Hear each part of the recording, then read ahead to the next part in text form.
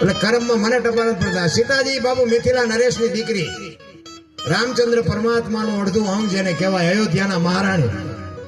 બાપના ઘરે હતા ત્યાં સુધી એક દી દુઃખનો ન હોય ગયો, અને અયોધ્યાના મહારાણી બન્યા પછી આ દુનિયા છોડીને ગયા ને ત્યાં સુધી એક દી સુખનો ન હોય ગયો. તેનું કર્મ શું હોય છે? દ્રૌપદીના ચીર લૂંટાતા ત્યાં કોણ નતું? આખી દુનિયાને ખબર છે. કાળના જડબા ઝાલીને ઉભા રાખે એવા પાંડવો હતા. એક હાથે મોઢું ન કરી કે દીકરીનો ગુનો શું? રામ જેવા રામને બાપુ 14 વર્ષ વનમાં જવું પડે. આપણે ગામમાં રામજી મંદિરમાં કરોડો રૂપિયા નાખીએ. એટલે હું માનું છું, તમે ન માનતા એવી કઈ મારી વાત નથી. હું તો ખાલી આ કર્મની વાત કરું છું.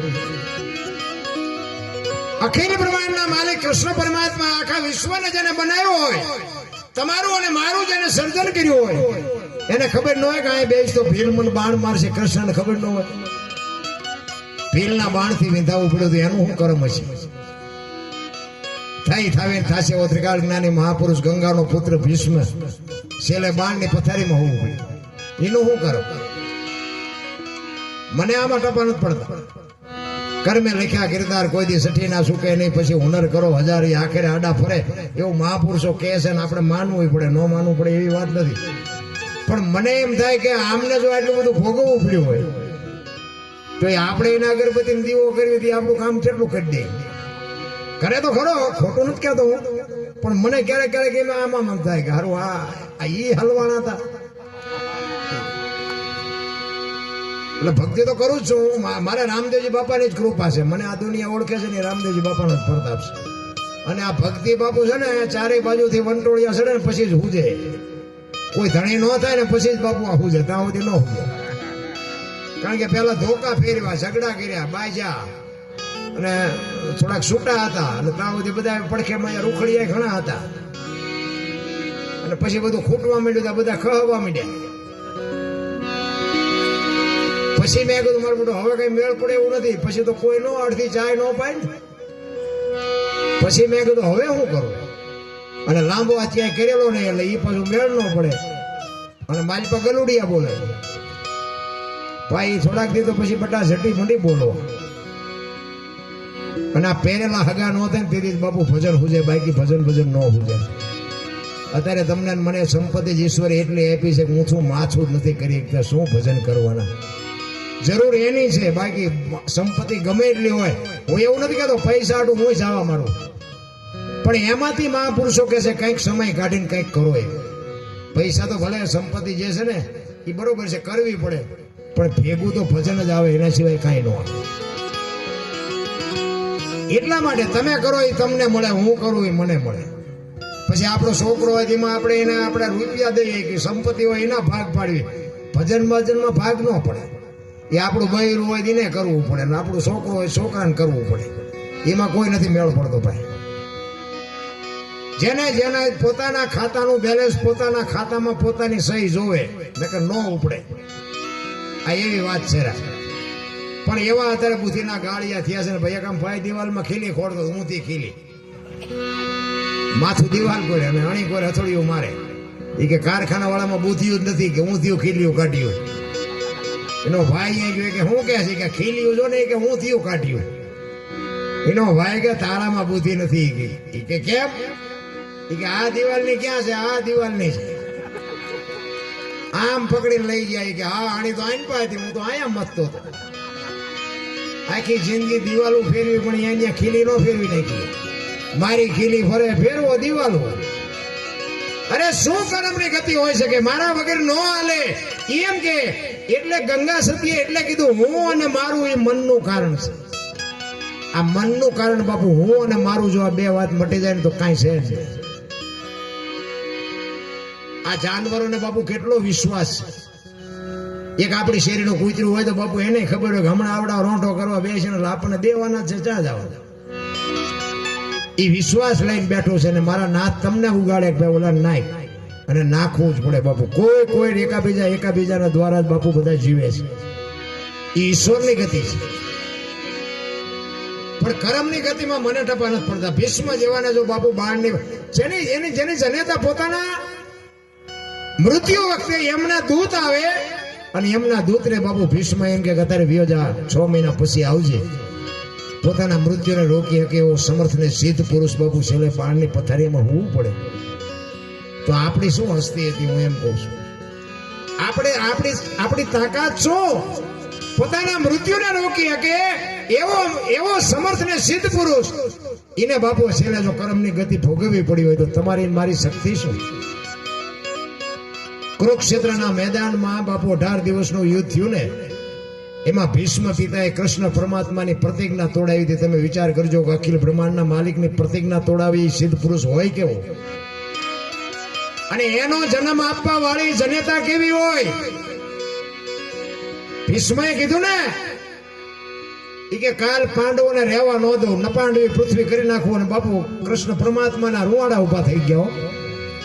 કે દાદો બોલ્યો કાલનું રિઝલ્ટ શું આવે કઈ કહેવાય નહીં.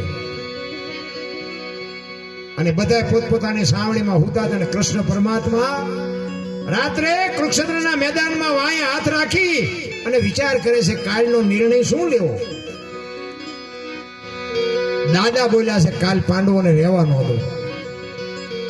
અને એ મેદાનમાં રખડતા હતા ને, એમાં એક માને જોઈ, એક જનેતા બાપુ મેદાનની વચ્ચે સફેદ વસ્ત્ર પહેરી અને બેઠી હતી. કૃષ્ણ પરમાત્માને એમ થયું અત્યારે બૈરું અહીંયા કોણ? ત્યાં જઈને કીધું માં કોણ છો? એટલે એ જગતજનની બાપુ ઉભી થઈને કીધું હું ગંગા છું, ભીષ્મની માં છું. અરે માં તમે અટાણે અહીંયા? એ કે હા. શું કામ? એ કે કાલ મારો દીકરો અહીં પડવાનો છે, એને વાગે નહીં ને કાંટા ને કાંકરા, એટલે વીણવા આવીશું. અને ભાઈ કૃષ્ણ પરમાત્માને ઘુમરે નાખી દીધા હોય. કે દીકરો કહે છે કાલ પાંડવોને રહેવા ન દઉં, માં કહે છે કે દીકરો પડવાનો છે, આમાં સાચું શું? કૃષ્ણ પરમાત્માને ગાંડા કરી નાખ્યા. ગાંડા એવો સમર્થ ને સિદ્ધ પુરુષ. અને પછી રાતે કૃષ્ણ પરમાત્મા આવ્યા ને સાવણીમાં, અર્જુનને પાટું મારીને જગાડ્યો કે દાદાએ કીધું છે કાલ પાંડવોને રહેવા ન દઉં, તમને હારો નીંદર આવે છે, શરમ નથી આવતી? અર્જુન કે પણ તમે તો જાગો છો ને, તમે જાગો પછી અમારે હું જાગીને કામ હોય? જેનો ધણી જાગજો હોય ને એને બહુ બીજાને બહુ ઠેકડા મારવાની જરૂર ન હોય. ઈ કે હવારે તારે રથમાં શિખંડીની આગેવાની રાખવાની. અર્જુન કે અમે શું બંગડીયું પહેરી છે તે શિખંડીને રાખી? કે ભાઈ હું કહું એમ કરીને ના કે ઓલો દડે રમે એવું કરી નાખશે, કોઈને જીવવા જ નહીં દે. હજી તને ખબર જ નથી ભીષ્મ કોણ છે. અને હામ રથ આવીને ઉભા રહ્યા. ફુરન નારાયણ ગોર કાંઠે ભલો ગયા ભાણ ભાણ લતું હારા ભામણા જીના મરણ લગમાણ એ રાખજે કસપ રાવો જલાલ જલાલ મળ્યો કિરણો પાથરવા. આમાં રથ આવીને ઉભા રહ્યા ને, આમ અર્જુનનો રથ આવ્યો અને આગળ શિખંડી ઉભેલો ને, ભીષ્મએ તરત જ હથિયાર મૂકી દીધા. કે તમારી જાતના બાયલાઓ આવાને આગળ રાખીને મારી યારે લડવા આવો છો. અને હથિયાર મૂક્યા અને કૃષ્ણએ અર્જુનને કીધું કે હવે માર બાણ. ઈ કે પણ એને હથિયાર મૂકી દીધા. ઈ કે મૂક્યા એટલે જ કહું છું, નકર આમાં કોઈની તાકાત નથી કે એને કોઈ મારી શકે. ઈ કે માર. પછી અર્જુન બાપુ ધ્રુજવા માંડ્યો કે કાકા ને બાપા ને આમાં કોને મારો? ઈ કે ગાંડા આ હિસાબ અત્યારે નથી કરવાનો. હથિયાર ઉપાડીને ભાઈ અર્જુન એકનો બે નો થયો ને બાપુ કૃષ્ણ પરમાત્માને એમ થયું કે હવે હું હથિયાર ઉપાડું મારી પ્રતિજ્ઞાનું શું, ન ઉપાડું મારા પક્ષનું શું. અને ભીષ્મ દાદા બાપુ વિચાર કરતા હતા, વરસાદ જેટલા બાણ વરસતા હતા એના ધનુષમાંથી. ઈ રિયા વિચાર કરે કે તમે બે જણા ઘડીક વાત કરો ને તો હમણાં દાયકણ બધું દડે રમે એવું કરી નાખું. અને સુદર્શન આમ કરીને આમ ચક્ર બાપુ અખિલ બ્રહ્માંડના માલિકે ચડાવ્યું ને, તરત જ ભીષ્મએ હથિયાર મૂકી દીધા. કારણ કે કહેતો હતો ને પ્રતિજ્ઞા ન તોડું, તોડાવી નહીં. એવો સમર્થ પુરુષ. અને એ જ વખતે એ બાણની પથારીમાં ઉભા છે, કૃષ્ણ ને અર્જુન અહીંયા ઉભા છે. અને એ જ વખતે બાપુ માં ગંગા પ્રગટ થયો. તગેર ત્રાંબા જેવી આંખો નામ જગતજનની જોગ માયા ઉભી થઈ અને કીધું કૃષ્ણને કે મધુસૂદન મારા દીકરાને દગો કરીને માર્યો નહીં. કે અર્જુનની આગળ તે શિખંડીને રાખ્યો તો, પણ કદાચ શિખંડીની જગ્યાએ જો તું ઉભો હોત ને તો તને હોત ખબર પડે કે ગંગાના ધાવણમાં કેટલી તાકાત છે. એવી જનેતા એટલે કેવું પડે મોઢે બોલો માં હાથે નાનપણ સાંભળે મલક બધાની મજા પછી કડવી લાગે કાગડા. આ માને એટલા માટે હું કહું છું, આ બહેનોને એટલે કહું છું, જ્યાં ધર્મ ધ્રુજો, જ્યાં પુરુષ ન ફૂગી ગયો બાપુ, આ દેશની આબરૂ આ દીકરીઓએ રાખી છે. તમે કહો તો હવાર સુધી દાખલા દો. રામચંદ્ર પરમાત્માને વનવાસ હતો, સીતાજી નહોતો.